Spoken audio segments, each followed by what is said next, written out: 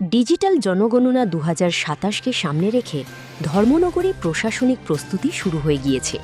শুক্রবার জেলাশাসক কার্যালয়ের ভিসি কনফারেন্স হলে আয়োজিত একটি সাংবাদিক সম্মেলন এবং ২ দিনব্যাপী প্রশিক্ষণ শিবিরের মাধ্যমে এই অভিযানের সূচনা করা হয়। আধিকারিকরা জানিয়েছেন যে এবার জনগণনা সম্পূর্ণ ডিজিটাল মাধ্যমে করা হবে, যেখানে প্রতিটি পরিবারের কাছ থেকে ৩৩টি প্রশ্নের মাধ্যমে তথ্য সংগ্রহ করা হবে। উত্তর ত্রিপুরা জেলায় আয়োজিত এই কর্মসূচিতে জনগণনার রূপরেখা, আধুনিক ডেটা সংগ্রহ পদ্ধতি এবং ডিজিটাল প্রযুক্তির ব্যবহারের উপর বিস্তারিত আলোচনা করা হয়। এরপর বিভিন্ন ব্লকের বিডিও, সুপারভাইজার এবং অন্যান্য বিভাগীয় আধিকারিকদের জন্য প্রশিক্ষণ শিবির শুরু হয়, যা ২২ এবং ২৩ মে পর্যন্ত চলবে। আধিকারিকদের দেওয়া তথ্য অনুযায়ী ২০১১ সালের জনগণনার ভিত্তিতে ত্রিপুরার সাক্ষরতার হার ছিল ৮৭.২২%, যেখানে রাজ্যের মোট জনসংখ্যা নথিভুক্ত হয়েছিল ৩৬,৭৩,৯১৭ জন।